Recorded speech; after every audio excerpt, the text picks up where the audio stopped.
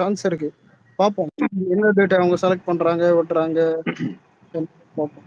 ஆனா பொங்கல் தாண்டி போனா என்ன கேட்டா நார்மல் ரிலீஸ் தான். பெரிய கிராண்ட் ரிலீஸ் ஃபெஸ்டிவல் ரிலீஸ் அந்த மாதிரிலாம் இருக்காது. ஆமா இத இப்ப அப்படியே 60 கோடி அப்படியே ரீஃபண்ட் பண்ணிட்டாங்க. இப்போ அடுத்து வந்து தெலுங்கு ரிலீசஸ் எல்லாம் ஸ்கிரீன் ஆக்குபை பண்ணிக்கோ, நமக்கு இல்ல ப்ரோ ஸ்கிரீன் இப்போ கம்மியா தான் கிடைக்கும். இல்ல லட்சுமண் ப்ரோ யோசிச்சு பாருங்க. 60 கோடி ப்ரீ சேல்ஸ் ஓவர்சீஸ்ல வந்துட்டு ஏன் ராஜா சாப் விட எல்லா இடத்துலயும் வந்துட்டு தான் படம் வந்துட்டு ப்ரீ சேல்ஸ் ஆயிருக்கு. எல்லாமே பக்காவா போயிட்டு இருக்கு.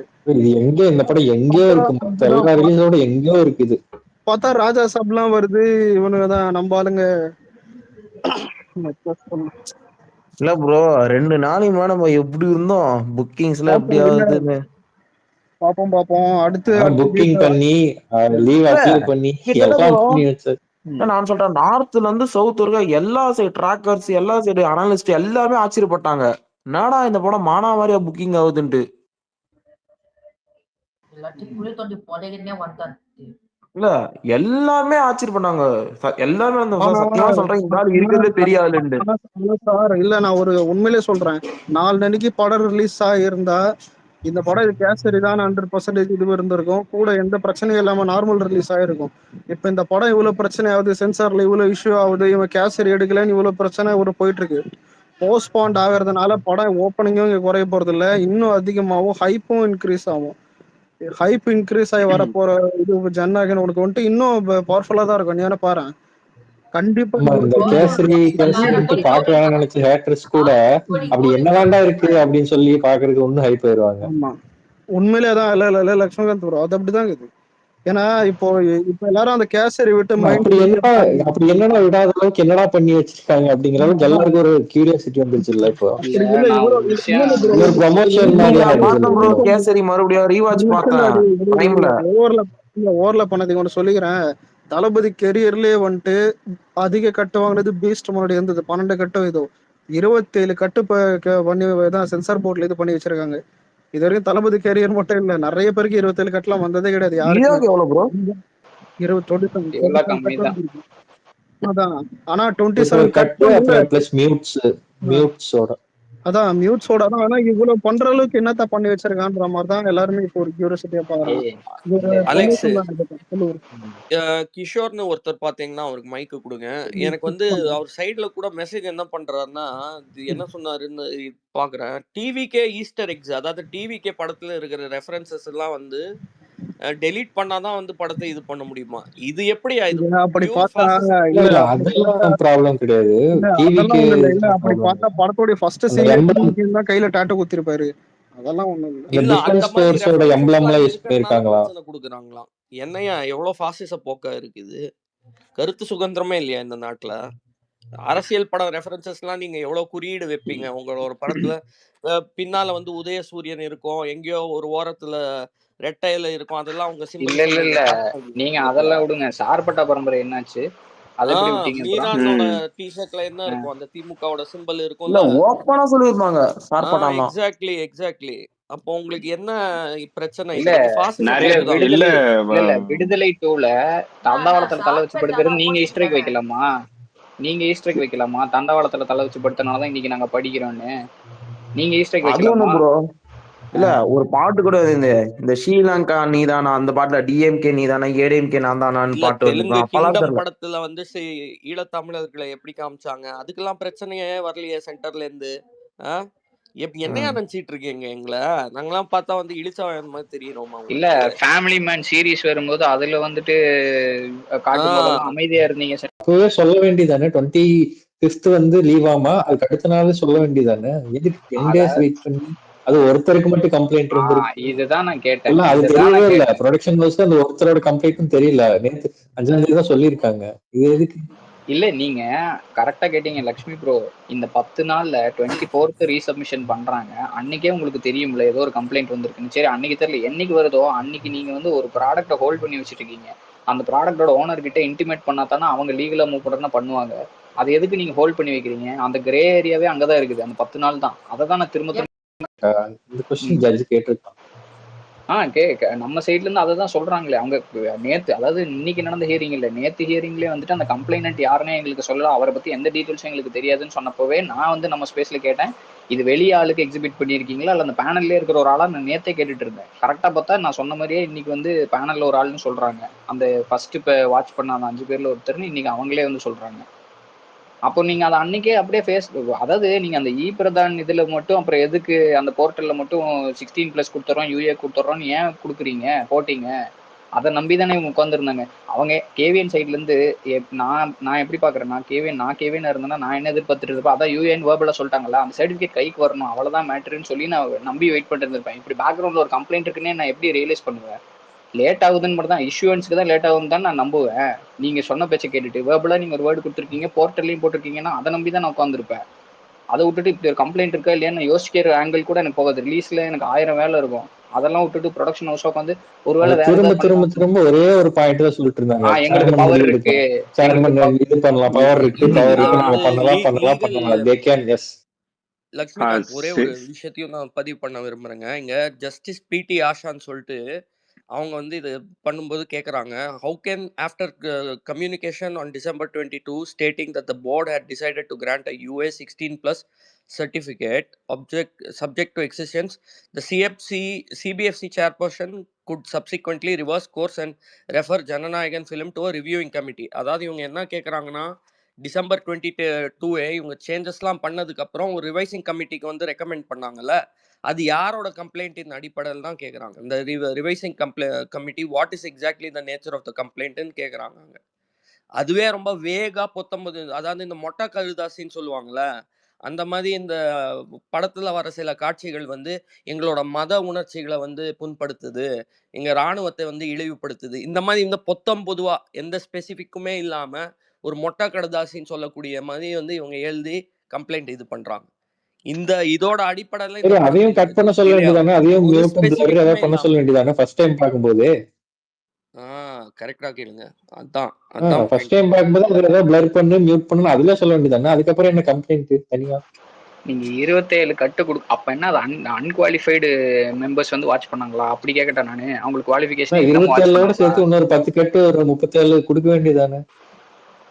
அந்த 27 கட்டு ஸ்பெசிஃபிக்கா கொடுக்க தெரிஞ்சவங்களுக்கு அதுதான் அது ஆல்ரெடி வந்து பண்ணி எல்லாம் சப்மிட் பண்ணிருக்காங்க. அதுக்கப்புறமா வந்து ஏன் டிலே பண்ணீங்க கொடுக்கறதுன்னு கோர்ட் வந்து கொஸ்டின் பண்ண மொத்தம் இவங்க சொல்லியிருக்காங்க. அந்த 5 பேர்ல ஒருத்தருக்கு வந்து பிரச்சனை இருக்குதுன்னு சொல்லிட்டு இருந்தாங்க இல்லையா, அந்த ஒருத்தருக்கு வந்து ஃபர்ஸ்டே அந்த பிரச்சனை இருக்குல்ல, அந்த பிரச்சனை வந்து என்னன்னு அப்பவே சொல்லிருந்தா அவங்க அதையும் மாடிஃபை பண்ணிருப்பாங்க. எஸ் இப்ப எனக்கு என்ன கேள்வினா லக்ஷ்மண் ப்ரோ, எனக்கு என்ன கேள்வினா, இப்ப 5 பேருன்றதுதான் பாத்தீங்க, அந்த 5 பேர்ல 4 பேருக்கு ஓகே தானே, மெஜாரிட்டி பிரகாரம் நீங்க அங்கேயே வந்து அதை அப்ரூவல் பண்ணிருக்கலாம்ல, கொடுத்துருக்கலாம்ல, கொடுக்கறதுக்கு வாய்ப்பு இருக்குதா இல்லையா?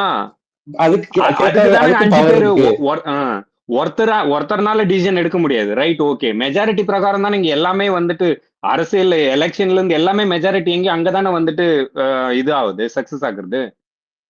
அப்ப அதை ஏன் நீங்க வந்துட்டு பண்ணாமனா கேட்டோம், நம்ம கேட்டதுக்கு இல்ல எங்களுக்கு பவர் இருக்கு they can refer அப்படின்ட்டு ஒரே இதுல முடிச்சுட்டு போயிட்டாங்க. அதுக்கப்புறமா தான் we have a rule, நாங்க 20 days எங்களுக்கு டைம் தேவை அப்படின்ற மாதிரி வந்து எல்லாமே முறைப்படி தாங்க பண்ணிட்டு இருக்கோம். மேல பார்த்தா ஆமா 4 weeks வேணுமா, 4 weeks வச்சு திருப்பியும் அந்த குழுவெல்லாம் அமைச்சு திருப்பி படம் பார்த்து. இன்னொன்னு சொன்னாங்க, கவனிச்சீங்களா நீங்க? அதாவது என்ன சொன்னாங்கன்னா, கோர்ட்டுக்கு வந்து எங்களோட ஃபங்க்ஷனாலிட்டிஸை கேள்வி கேட்கறதுக்கு ரைட்ஸ் கிடையாது, எங்களை வந்து இந்த டைம் ஃப்ரேமுக்குள்ள நீங்க கொடுக்கணும்னு வேணா சொல்லலாம், சொல்லக்கூடாதுன்னு கோர்ட்டுக்கே ரைட்ஸ் இல்ல. இதை சொன்னாங்க. இஷ்யூ பண்ணதுக்கு அப்புறம் வேணா நீங்க என்ன வேணா சொல்லலாம், இஷ்யூ பண்றதுக்குள்ள உங்களுக்கு கோர்ட்டுக்கு ரைட்ஸ் கிடையாது அப்படின்றாங்க. ஆமா, அதெல்லாம் மேல நான் போட்டிருக்கேன். நம்ம டீம் பார்த்தேன்னா எல்லாமே கரெக்டா தான் ஃபாலோ பண்ணிட்டு வராங்க, முறைப்படி சட்டப்படி எல்லாமே கரெக்டா சப்மிட் பண்ணிட்டு வர. இதுல ஒரு 10 நாள் நடுவில் அப்டேட்டே இவங்க கிட்டே இருந்து காணும். மெயின் மேட்டர் இங்க என்னன்னா, ஒரு தடவை பார்த்துட்டு ஏற்கனவே அவங்க ரெக்கமெண்ட் பண்ண கட்ஸ் எல்லாமே பண்ணதுக்கு பிறகும் திருப்பி எதின் அடிப்படையில் நீங்க வந்து ரிவைசிங் கமிட்டிக்கு திருப்பி இந்த படத்தை வந்து பரிந்துரைக்கிறீங்க, அதாவது வந்து நாமினேட் பண்ணி இது இல்லை இது இன்னும் ஃபர்தர் கட்ஸ் அண்ட் இன்ஸ்பெக்ஷன் தேவை செகண்ட் ரவுண்டுன்னு ஏன் வரீங்க? ஏன்னா வந்து நீங்க ஃபர்ஸ்ட் ரவுண்ட்ல சொல்ல வேண்டியதானே, அந்த கட்சன் அவங்க திருப்பி பண்ணிடுவாங்க, பண்ண மாட்டேன்னு சொல்றாங்க. நம்ம ஏற்கனவே இல்ல லக்ஷ்மி ப்ரோ, ஃபர்ஸ்ட் ரவுண்ட்ல சொல்லனாலும் ரீசப்மிஷன் பண்ணப்பயாவது நீங்க சொல்லிருக்கணும்ல, ஒரு கம்ப்ளைண்ட் வந்துச்சுன்னா அதை இன்டிமேட் பண்ண மாட்டேன்னு சொல்லியிருந்தா வேணா நீங்க ஃபர்தரா இது பண்ணிருக்கலாம். அவங்க பண்றாங்க, அவங்க எதுவும் அப்ஜெக்டே பண்ணலையே அதுக்கு.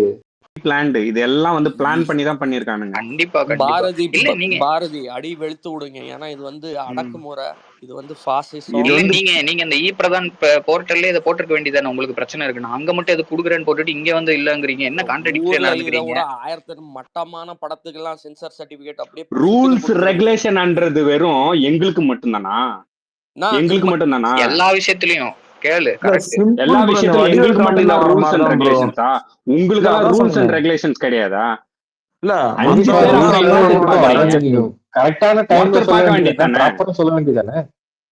அததான் அவ்வளவு பெரிய குடுங்கியா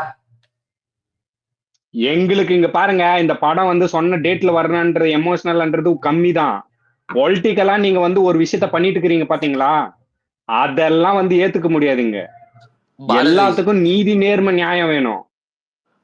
இங்க மறைமுக கூட்டணிங்கிறது இன்னைக்கு நிரூபிக்கப்பட்டுருச்சா? 1000 லிசனருக்கு மேல இருக்கிறாங்க. எல்லாருமே நல்லா புரிஞ்சுக்கங்க. அன்றே கணித்தார் தளபதிங்கிற மாதிரி பாஜக திமுகக்கு மறைமுக கூட்டணின்னு ஊருக்கே தெரியும்.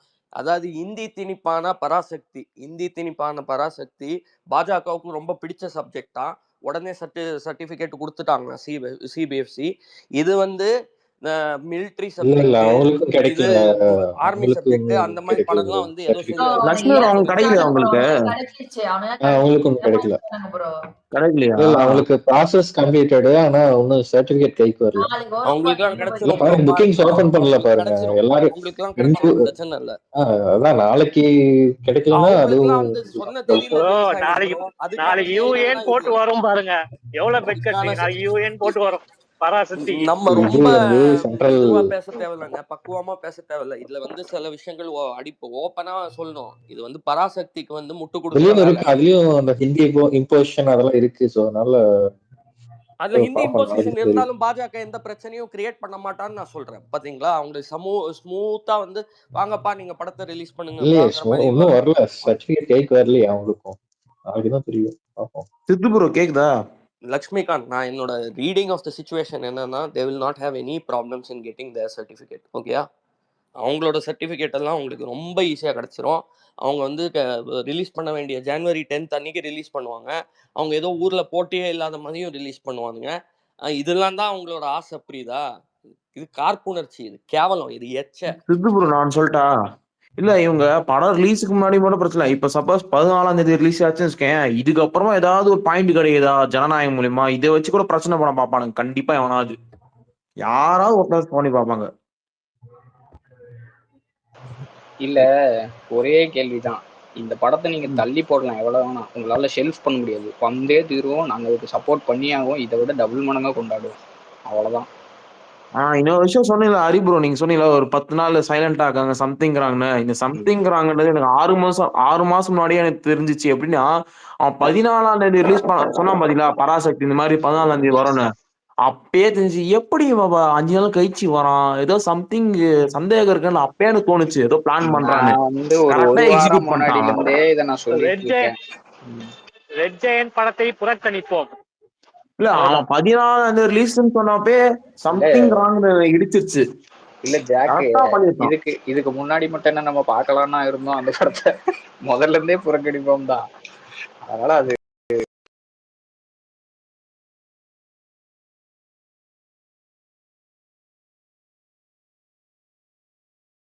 ரிலீஜியஸ் மேட்டர் அதெல்லாம் சொல்லியிருந்தாங்க. உடனே இவங்களும் மியூட் பண்ணி பிளர் பண்ணி அதாவது ரிலீஸ் பண்ண ட்ரை பண்ணிருப்பாங்கல்ல. அது கம்ப்ளைண்ட் சொல்லாதனால தான் இப்போ ப்ராப்ளம் லேட் ஆயிடுச்சு.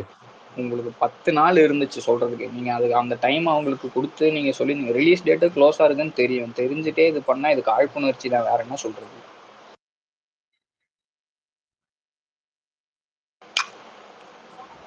அதான் இது ஹியரிங் வரட்டும். ஹியரிங் வந்ததுக்கு அப்புறம் ஐ மீன் வெர்டிக்ட் வரட்டும். ஹியரிங் வந்தாலும் என்ன, அவங்க வின் பண்ணாலும் சரி இது பண்ணாலும் சரி அந்த இதுக்கு ரிவைசிங் போய் தான் ஆகணும்.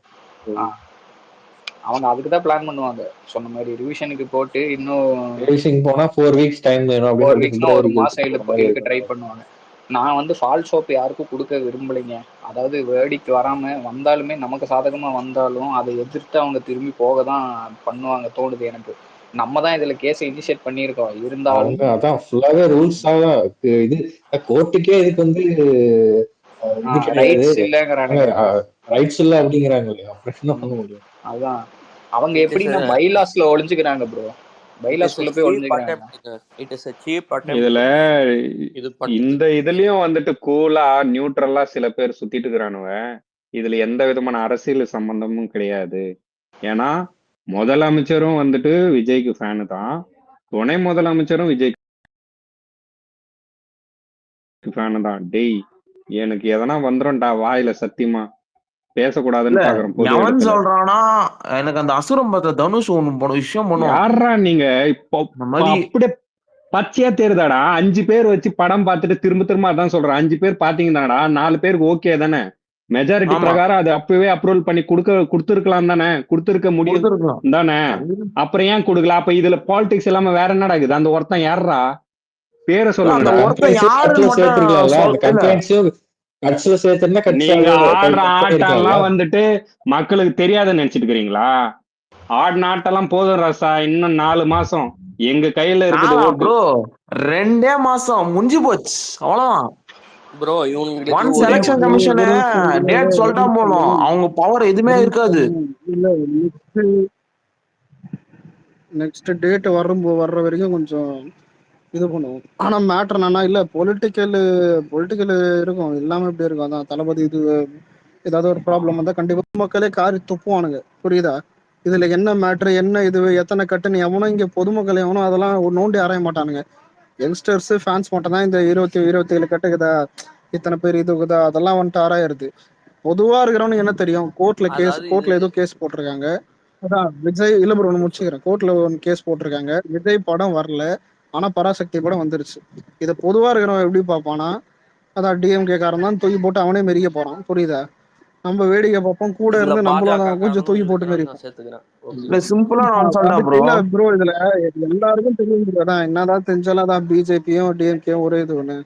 சிம்பிளா நான் சொல்லிட்டா திரும்ப ப்ரூவ் ஆகும் எனக்கு. இல்ல இவனுங்க வந்து நம்மள வந்து அடிக்க பாக்குறன்ற பேர்ல அவனுங்க தலைமையில மண்ணலி போடுறானுங்க. நிவேஷ் ஒரு செகண்ட் இருங்க. இந்த அவங்க மைக்கும் தூரமா இருக்குது, கொஞ்சம் அதையும் அட்ஜஸ்ட் பண்ணிக்கோங்க. ஒரே ஒரு செகண்ட். என்னன்னா இதுல திமுக பாஜக 2 பேரும் இவங்களோட நோக்கம் என்னன்னா, படத்துக்கு படம் ரிலீஸ் ஆகி அபார வெற்றியா இருக்கும்னு எல்லாருக்கும் தெரியும், ஓகே? அந்த மொமெண்டம் நமக்கு வந்துடக்கூடாது. 2வது, நம்ம கோர்ட் மேல ஒரு கண்ணு வச்சுக்கிட்டே இருக்கணும். ஓ இங்க கோர்ட்ல என்ன சொல்றாங்க, கோர்ட்ல எப்படி, நம்மளால தேர்தல் மேல ஃபோக்கஸ் பண்ண முடியாது, ஓகே? அந்த மாதிரி இவங்களோட நோக்கம், இதுதான் நோக்கம். அதாவது இந்த பேஸ் வந்து எவ்விதத்திலையும் ஒரு மொமெண்டம் வந்துடக்கூடாது. நம்ம தேர்தலை பத்தி யோசிக்க கூடாது. இந்த வலையிலேயே நம்ம மாட்டிட்டு இருக்கணும். நம்ம எப்பவுமே உச்ச நீதிமன்றம் என்ன சொல்லுது, தீர்ப்பு என்ன சொல்லுதுன்னு பாத்துக்கிட்டே இருக்கணும். அதனால அடுத்த மாசம் வரைக்கும் தள்ள முடியுமா அப்படின்னு அது வரைக்கும் படத்தை பத்தியே இது பண்ணிட்டு. ஓகே ஓகே, அது வேற ஒரு சைடு.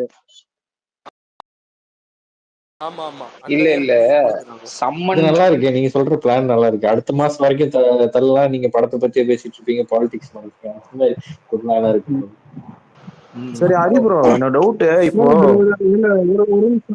ஒரு நிமிஷம் இன்னொன்னு எனக்கு தெரிஞ்ச சீனியர்ஸ் அவங்க சொன்னதெல்லாம் இன்னொன்னு சொல்றேன். எம்ஜிஆர் வந்துட்டு உலகம் சுற்றும் வாலிபன்ல ஒரு ரிலீஸ் பண்ண இதே மாதிரி பண்ணாரு. அந்த டைம்ல வந்துட்டு டிஎம்கேல தான் ப்ராப்ளம் ஆச்சு. உலகம் சுற்றும் வாலிபன் அதாவது அந்த படத்தை ரீல் போட்டியில தூக்கிட்டு போய் ஒளிச்சு வச்சாங்க தியேட்டருக்குள்ளன்னு சொல்லுவாங்க. இல்லதான் ஒண்ணு சொல்றேன். இல்ல அந்த படத்துக்கு அடுத்துதான் விஜய் எம்ஜிஆர் வந்துட்டு சிஎம் ஆனாரு. இப்பதான் விஜய் ஃபர்ஸ்ட் எலெக்ஷன் நிக்கிறதுக்கு முன்னாடி வர போற படம் தான் ஜனநாயகன், எல்லாருக்கும் தெரியும். அதான் இதுவும் ப்ராப்ளம் டிஎம்கேல தான் வருது. இதுவும் ப்ராப்ளம் டிஎம்கேல தான் வருது. History will repeat itself. நம்ம சொன்னாரு பாத்தீங்களா ப்ரோ ஆடியோ லான்ச்ல. இது எப்படி இருக்குதுன்னா, போஸ்ட்போன்ட் ஆனாலும் படம் தான் 100 கோடி மேல ஓப்பனிங் வர்றதுதான். ஏன் இப்ப அதிகமா வரும், அட்டென்ஷன் அதிகமா கிடைக்கும், அதிகமா இதுவாகும். அதான் இப்ப மேட்டர். நம்ம பசங்களுக்கு நம்ம பசங்க கவலை இல்லைன்னா அதான்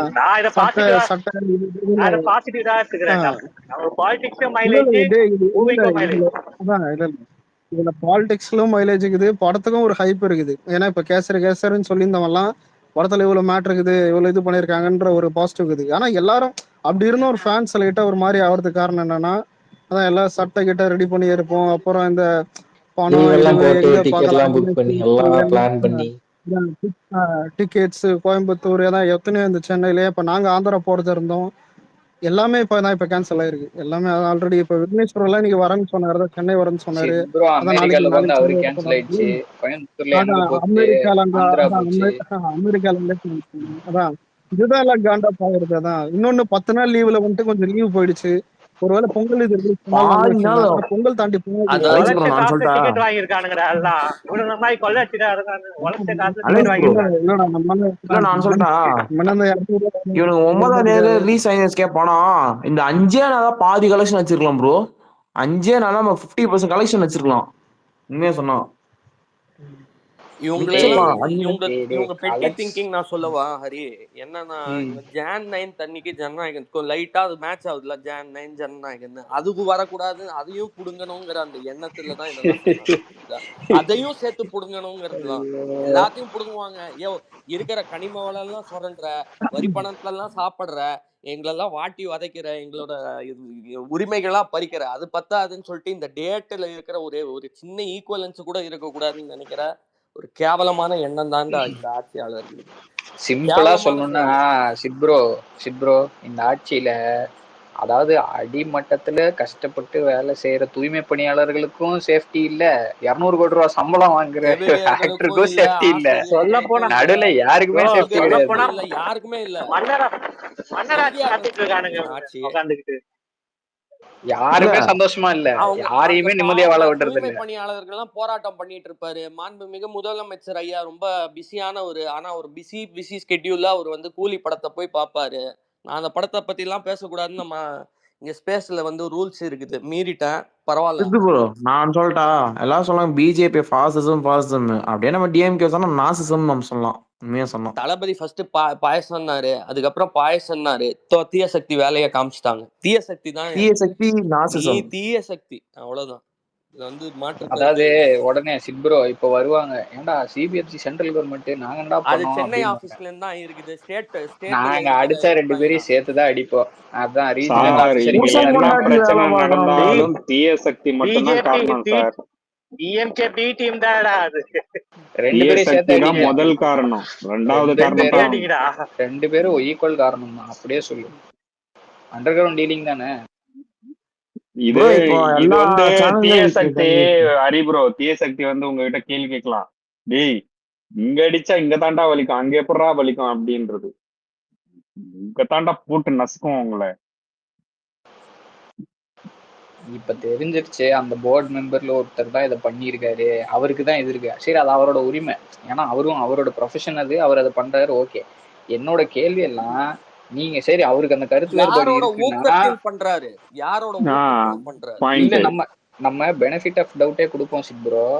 அவரு ஓகே, அது அவரோட வேலை, அவர் செய்யறாரு, நான் என் வேலையை தான் செஞ்சேன்னு சொல்லி தப்பிச்சுப்பாரு. அதனால நம்ம அந்த ரூட்லயே போவோம். அவங்க ரூட்லயே போய் நான் கேள்வி கேட்கிறேன். சரி, நீ போயிடுச்சுல, உனக்கு உடன்பாடு இல்லை, ஏதோ பிரச்சனை நீ சொல்றீல, அதை நீ யாருக்கிட்ட சொல்லணும்? நீ சொல்ல வேண்டியவங்கள்ட்ட ஏன் சொல்லலைங்கிறத என் கேள்வி. இப்ப பிரச்சனையே எனக்கு அந்த படத்துல தான். அந்த படத்தோட ஓனர், அந்த ப்ராடக்டோட ஓனர் கேவியனை கூப்பிட்டு நீங்க சொல்ல, சரி நீங்க சொல்லல, அவங்களா உங்களை கான்டாக்ட் பண்ண அவ்வளவு தடவை ட்ரை பண்ணியிருக்காங்க, நீங்க அந்த போனை அட்டன் பண்ணியாவது சொல்லியிருக்கலாம், இல்ல ஆள் அமுச்சு விட்டுருந்தாங்கன்னா அவங்கள்ட்ட சொல்லியிருக்கணும்ல, ஏன் இன்டிமேட் பண்ணல? இவ்வளவு இந்த எனக்கு 9 நாள் தெரிஞ்சு ஹோல்டுக்கான ரீசன் என்ன?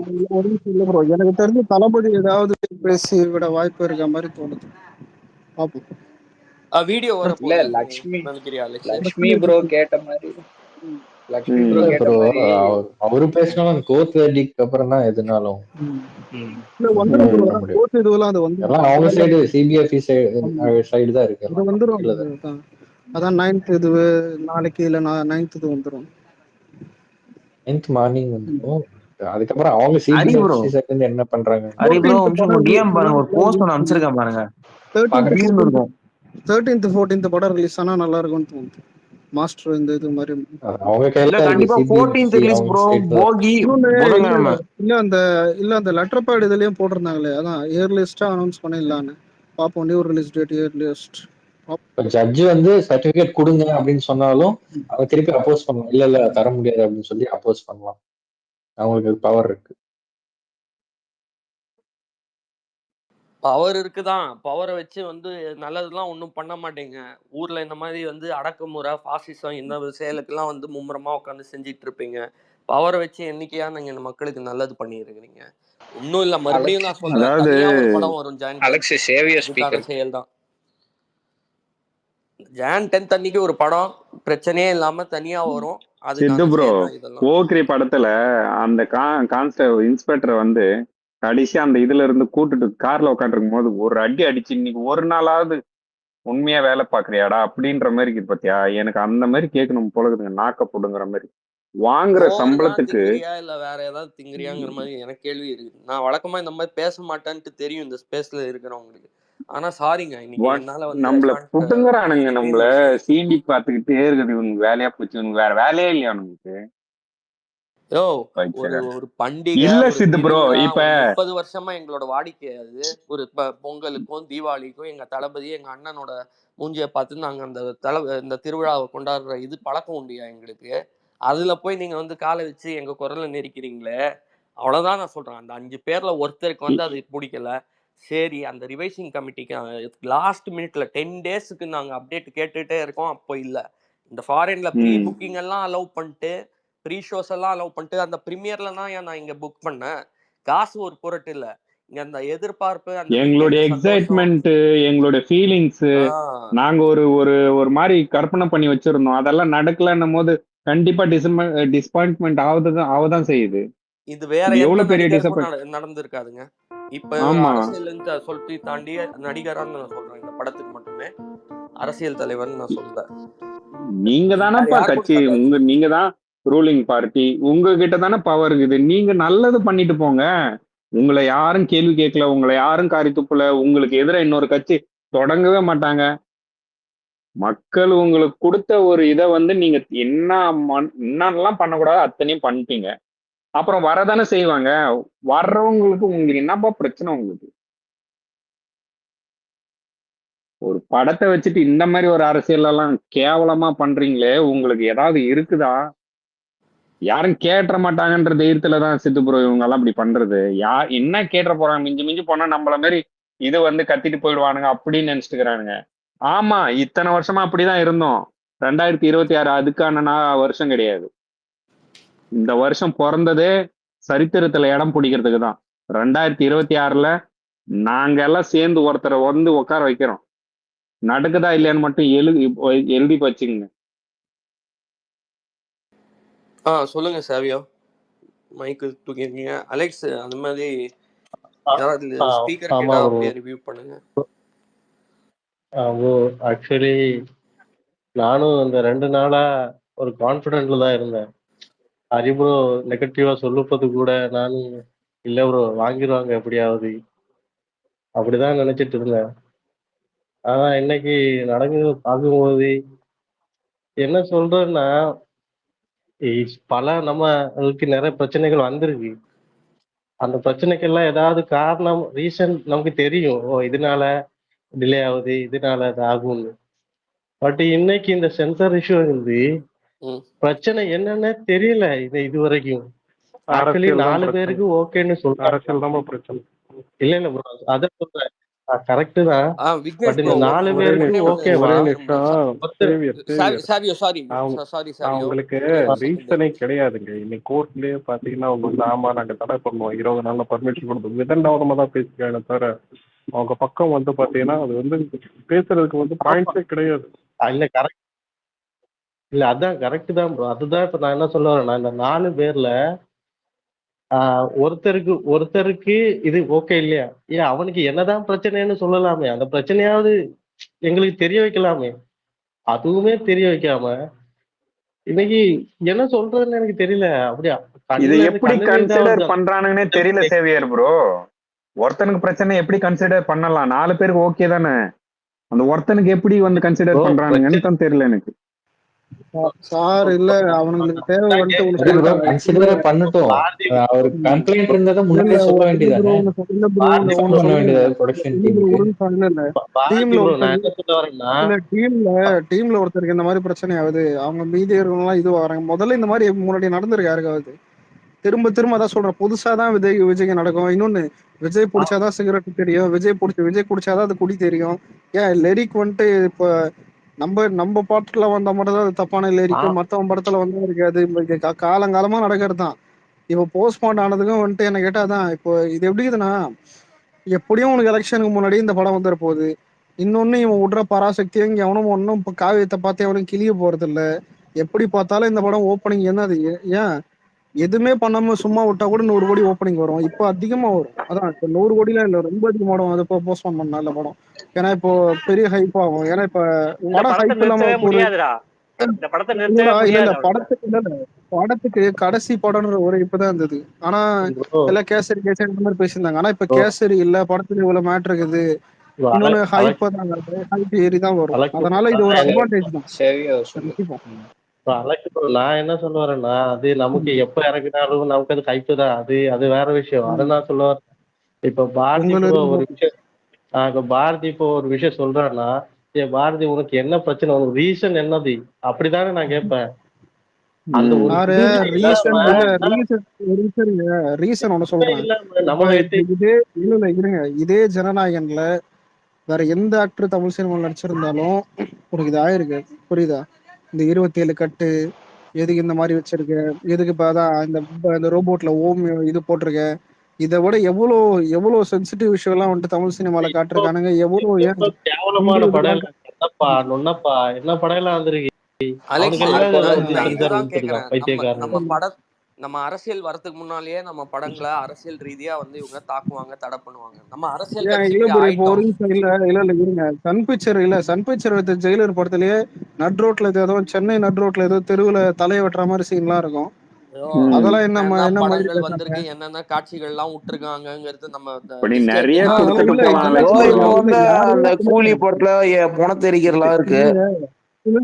இல்ல கூலி விடாது. இல்ல மேட்டர்னா எல்லாரும் கேள்வி கேட்கலாம். ஆனா இவனுங்க எல்லாருக்கும் தெரியும் விஜய்னா பயஸ்டா தான் இருப்பானுங்க. நம்மளுக்கே பழகிட்டு இந்த சென்சார் அனுமதி பண்ணி இருக்குன்னு வந்து பட்டியலிட்டா விக்னேஷ் ப்ரோ நான்லாம் வந்து 30 அது வருஷம் வரும். வரலாறு இல்ல அதான் அது வரும். இல்ல 27 இல்லங்க 27 கட்டு தளபதி படத்துக்கு ஏன் அவர் நடிச்ச எந்த படத்துக்கும் வந்தது இல்ல. ஒரு கெரியர்ல 33 வருஷத்துல எந்த படத்துக்கும். அதாவது இந்த படத்தை பொலிட்டிசைஸ் பண்ண வேணான்னு தளபதி நினைக்கிறாரு. ஆனா அவர் பொலிட்டிசைஸ் பண்ணாருன்னா உங்க எல்லாருக்குமே ஆபத்து. எதுக்குற அத்தனை பேரும் போயிடுவீங்க. ஆனா போயிடுவீங்க. பண்ணுவாரு. அவர் பொறுமையா இருக்காருன்னா அதுக்கு அர்த்தம் இருக்கும். அவர் அவர் அமைதியா இருக்காருன்னா பின்னாடி பெருசா தூக்கிட்டு வருவாரு. ஒரு வீடியோ போட வாய்ப்பு இருக்குன்னு நினைக்கிறேன் ஜனவரி 9 அப்ப. எனக்கு தெரிஞ்சு ஏதோ ஒண்ணு தோணுது. ஜனவரி 9 எல்லாம் போட மாட்டாரு. இது அடுத்து சேலம் ஸ்பீச் படத்துக்கு முன்னாடி வந்துருச்சுன்னா அதெல்லாம் பண்ணுவாங்க. ஆனா பொங்கலுக்கு முன்னாடி படம் வந்துரும் தோணுது. பொங்கல் அன்னைக்கு வரும் தோணுது. அவர் மைக்க புடிச்சு இதை பேசக்கூடாதுன்னு அவர் வந்து இன்னி வரைக்கும் நான் நல்லா வாட்ச் பண்ண வரைக்கும் அவரோட பேட்டர்ன் என்னன்னா பாலிடிக்ஸையும் சினிமாவையும் ஓவர்லேப் பண்ண விடாம ரெண்டையும் தனித்தனி ட்ராக்ல கிளீனா மெயின்டைன் பண்றாரு. ஆனா பண்ண வேணான்னு அவர் கான்சியஸ் டெசிஷன் எடுத்தது. ஆனா நீங்க ரொம்ப ப்ரெஷரைஸ் பண்ணீங்கன்னா அதை அவர் கிராஸ் பண்ணாருன்னா ரிசல்ட் உங்களால மாத்தவே முடியாது. இதுல இன்னொன்னு சாரு முதல்ல ஒண்ணு சொல்றேன். நம்மளாலே வந்துட்டு என்னது கடைசியாடு லன்ச்ல கூட ஆளக்கூடாதுன்னு எவ்வளவு கண்ட்ரோல் பண்ணிதான் இருந்தாரு. தெரியும் அவருக்கும் இது பெரிய பெரிய லாஸ் தான். இவ்வளவு நம்ம படம் கடைசி படம் பொங்கலுக்கு வரும், எல்லாரும் பார்த்து ரசிப்பாங்க, 10 நாள் லீவு இருக்குது இல்ல, அதை ஃபோர்ஸ் பண்ணி தான் அதை கரெக்டாக தான் இது பண்ணி வச்சாங்க. இப்போ இந்த டேட்டு மாறுது. நடுவில் இப்போ ரிலீஸ் பண்ணால் ஒரு 4 நாள் லீவு இருக்கும். நடுவில் ரிலீஸ் பண்ணாதான் படம் போகிக்கு ரிலீஸ் பண்ணால் 4 நாள் லீவு இருக்கும். அதுக்கப்புறம் படம் எக்ஸ்டெண்ட் பண்ணி ஓடும். ரிபப்ளிக் டே வரைக்கும் வந்துட்டு ஓட்டுவாங்க. சப்போஸ் அதுக்குள்ள வரைக்கும் படம் பிரச்சனை சார்ட் அவுட் ஆகலைன்னா ரிபப்ளிக் டேக்கு படத்தை எடுத்துன்னு போயிடுவாங்க. புரியுதா? நடுவில் வேற எந்த டேட்டும் இது பண்ண மாட்டாங்க. எனக்கு கேட்டால் ரிபப்ளிக் டேட்டை விட போகிக்கு படத்தை ரிலீஸ் பண்ணா கரெக்டா இருக்கும். மாஸ்டர் இது மாதிரி போகிக்கு அந்த மாதிரி விட்டா கரெக்டா இருக்கும். 14ஆம் தேதி ப்ரோ, கண்டிப்பா 14 தான் வரும். இன்னொன்னு சர்டிபிகேட் கொடுக்கணும் அதுக்குள்ள. அதான் நான் சொல்லுவேன். 4 வாரம் கேக்குறாங்களே. இல்ல ப்ரோ, நான் அதெல்லாம் சொல்றேன். ஜட்ஜ்மெண்ட் வந்து சர்டிபிகேட்லாம் வந்து கியூ ஃபார்மட்ல கன்வெர்ட் ஆகி புக்கிங்ஸ் ஓபன் பண்றது இதெல்லாம் சேர்த்து தான் நான் 14 சொல்றேன். புக்கிங்ஸ் மட்டும் இல்லடா, நான் ஒன்னு சொல்றேன். அவங்க ஜட்ஜ் கொடுங்க அப்படின்னு சொல்லி கொடுத்தாங்கன்னா ஓகே. இல்ல நான் கொடுக்க முடியாது, நீங்க கோர்ட் வந்து இன்டர்ஃபியர் ஆக முடியாது, நாங்க இன்னும் சர்டிபிகேட் கொடுத்ததுக்கு அப்புறம் வேணா நீங்க இன்டர்ஃபியர் ஆகலாம், அதுக்கு முன்னாடி நீங்க இன்டர்ஃபியர் ஆக முடியாது அப்படின்னு கவுண்டர். இல்ல ப்ரோ, இப்ப ஒரு எக்ஸாம்பிள் ஒன்று சொல்றேன். பொங்கலுக்கு படம் ரிலீஸ்னு ஒன்று அஃபிஷியலா வந்துருச்சுன்னு எடுத்துப்போம். ஜனவரி 12 இல்ல 12 வரைக்கும் இந்த சர்டிபிகேட் கொடுக்குறாங்கன்னு எடுத்துப்போம். 13ஆம் தேதி நீ போகி அன்னைக்கு, அதான் 13ஆம் தேதி போகி அன்னைக்கு நீ வந்துட்டு ஃபுல் புக்கிங்ஸ் ஓபன் பண்ணாலும் ஒரு நாள் போதும் தளபதிக்கு அந்த அலெக்ஸ் எப்படி அவர் வரும்னு சொல்றத தெரியும். நீ கேளு.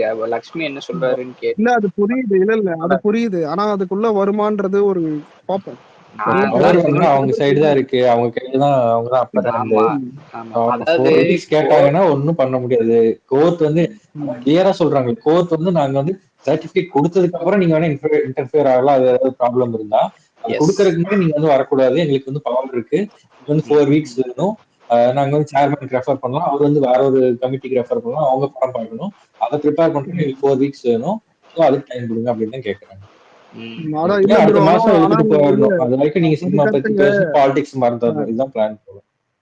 இருக்கிறது மூணே டேட்டு தான். அதுல ஒரு டேட்டு அதான் அதுல ஒரு டேட்டு போயிடுச்சு, 9 போயிடுச்சு, 14 இருக்குது, 23 இருக்கு. நான் என்ன சொல்றேன், நீ டேட் எல்லாம் திங்க் பண்ணாத, அது டைம் வேஸ்ட்னு நான் சொல்றேன். லக்ஷ்மி ப்ரோவும் அதான் சொல்றாரு. ஏன்னா வேர்டிக்ட் நமக்கு சாதகமாவே வந்தாலும் அவங்களுக்கு வந்து அவன் என்ன தெரியுமா இன்னைக்கு சொல்றாங்க கோர்ட்ல, சிபிஎஃப்சி சைடு இருக்கிற அட்வொகேட் என்ன சொல்றாங்கன்னா, நீங்க வந்து அதான் இவர் சொன்னார் இப்போ லக்ஷ்மி ப்ரோ, அந்த மாதிரி நாங்க வந்து எப்படி செயல்படுவோங்கிறது வந்து நாங்க சர்டிபிகேட் கொடுத்ததுக்கு அப்புறம் நீங்க அதை வந்து இது பண்ணலாம், நீங்க கமெண்ட் பண்ணலாம், இல்ல குறுக்கிடலாம் ஜட்ஜு, ஐ மீன் கோர்ட்டு. ஆனா மற்றபடி நாங்க அதுக்கு இஷ்யூ பண்றதுக்கு முன்னாடியே நீங்க வந்து எங்களோட செயல்பாடுகளை வந்து நீங்க கண்ட்ரோல் பண்ண முடியாது, we have our own rights and அது வந்து எங்களோட இது அப்படின்னு சொல்றாங்க. ஸோ இப்போ நம்ம வந்துட்டு ஒரு டைம் ஃப்ரேம் தான் நீங்க கொடுக்க முடியும் எங்களுக்கு, எப்ப வந்து நாங்க எப்பக்குள்ள இந்த சர்டிபிகேட் இஷ்யூ பண்ணணும்னு டைம் ஃப்ரேம் ஆனா நீங்க எங்களுக்கு கொடுக்கலாம். ஆனா வந்து நாங்க அதை எப்படி பண்ணணுங்கிறத நீங்க எங்களுக்கு இப்ப சொல்லக்கூடாது, நாங்க ரிலீஸ் பண்ணதுக்கு அப்புறம் சர்டிபிகேட் ரிலீஸ் பண்ணதுக்கு அப்புறம் அப்ப ஏதாவது பிரச்சனை இருந்தாங்கன்னா நீங்க கோர்ட் வந்து தலையிடலாம் அப்படின்னு சொல்றாங்க. தைரியமா கோர்ட்டையே எதுக்குறாங்க. இல்ல ஹரி ப்ரோ, இந்த விஷயத்துல ஒரு விஷயம் இருக்கு. 22ஆம் தேதி அந்த போர்ட்டல்ல அப்டேட் பண்ணிருக்காங்க. அப்போ ஜட்ஜே கேக்குறாங்க,